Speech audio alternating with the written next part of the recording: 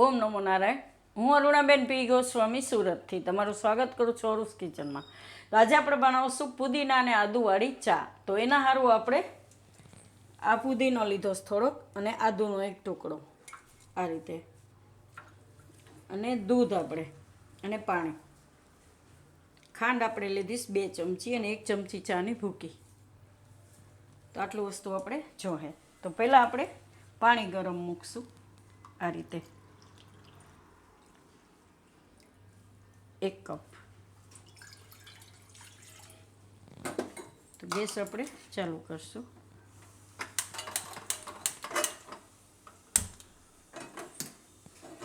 અને આમાં આપણે ખાંડ નાખી દઈશું અને ચાની ભૂકી.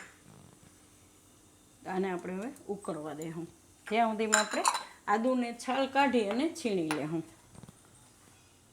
અને ફુદીનો ધોઈ નાખશું. અને આદુ હંમેશા ચામાં નાખવામાં ધોઈને જ લેવાનું, કેમ કે આદુ આપણે શાકભાજીવાળાને ત્યાં જાય ને તો એ લીંબુ ભેગું જ હોય છે, એટલે ચાને બગડવાની શક્યતા રહીએ. આપણે તો લઈ આવીને તરત જ ધોઈને જ મૂકતા હોય, પણ તોય જ્યારે આપણે ચામાં નાખીએ ત્યારે એને ધોઈને જ પછી લેવાનું. તો કોઈ પણ વસ્તુ તમે નાખો, ફુદીનો છે, આદુ છે, તુલસી છે, એને ધોઈને જ નાખવાનું એમ. તો આને આપણે ધોઈ લેવું અને છાલ કાઢીને છીણી લેવું.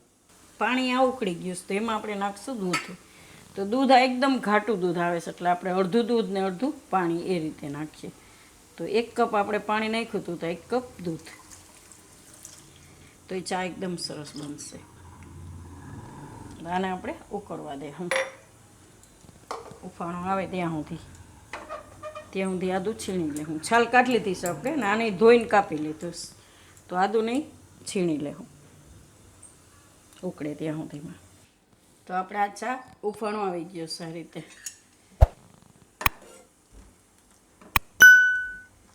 તો આ રીતે ઉકળી જાય ને પછી જેમાં આપણે આદું નહીં નાખવાનું અને હલાવવાનું હંમેશા ચમચો લઈ. નકર શું છે કે આપણે ગળણીથી હલાવીએ ને એમાં પાછળ ભૂકી ચોંટી જાય, તો એ આપણે પછી ગાળીએ તો આપણા કપમાં આવે એમ. એટલે આનાથી હલાવવાનું, કોઈ પણ ચમચી કે ચમચો કે લઈને હલાવવાનું એમ. ગળણીથી નહીં હલાવવાનું ચા, એવું સજેશન મળેલું છે શશીભાઈ પાસેથી, કેમ કે જરાક ભૂકી મોઢામાં આવે તો એ ન ગમે એટલે. તો આમાં આપણે હવે આદું નાખીશું, મસ્ત ફ્લેવર આવશે. અને આ પુદીનાના પાન, તો એને 1 થી 2 ઉફાણા આવવા દે હું નાખ્યા પછી.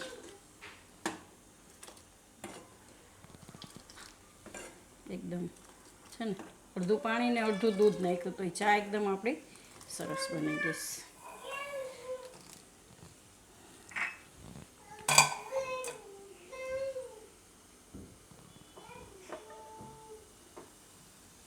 ચા હંમેશા આપણે કડક જ જોઈએ.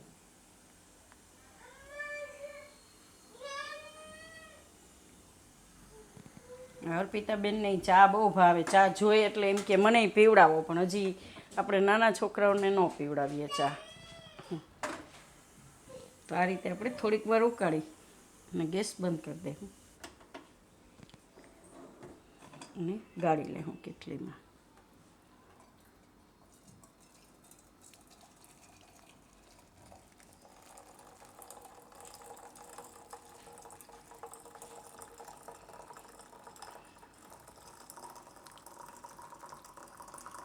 તો આપણે કેટલીમાં ગાળી લીધો છે, હવે કપમાં લઈ લેવું અને એકદમ સરસ.